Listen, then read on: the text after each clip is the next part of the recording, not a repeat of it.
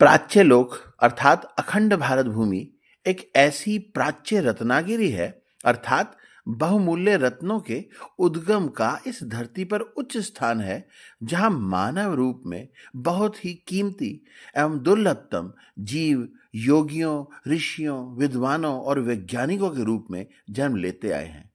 भारत की सबसे बहुमूल्य विरासत ब्रह्म विद्या, जिसे अन्यत्र ईश्वर ज्ञान, थियोलॉजी, रिलीजन, खुदाई इल्म भी कहा जाता है, के क्षेत्र में आदि काल से जितनी रिसर्च यहाँ हुई है, इतनी शायद ही विश्व में किसी और भूमि पर हुई हो। यह वही ब्रह्म विद्या है जिसका शिव रूप हिमालय पर सदा से बसता रहा है। यह वही ब्रह्म विद्या है जिससे ओतप्रोत होकर ऋषियों ने वेदों, उपनिषदों को प्राप्त किया। यह वही ब्रह्म विद्या है जिसके ज्ञान में डूबकर महर्षि वेद व्यास ने ब्रह्म सूत्र रचा।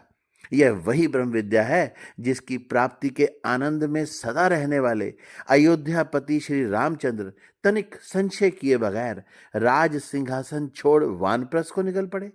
और यह वही ब्रह्म विद्या है जिसके अधिपति ऋषि अष्टावक्र के महान शिष्य राजा जनक की पुत्री वैदेही, जो सदा देह की चिंता से मुक्त रहती थी, अपने पति श्री रामचंद्र के साथ कोई प्रश्न किए बगैर चल पड़ी।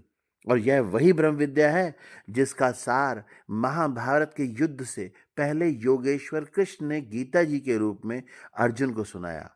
यह वही ब्रह्म विद्या है जो आदि शंकराचार्य के अद्वैत वेदांत से लेकर 14वीं शताब्दी में भक्ति काल के कबीर, जयसी, तुलसी, सूरदास आदि अनेक संतों के काव्य में जीवित है।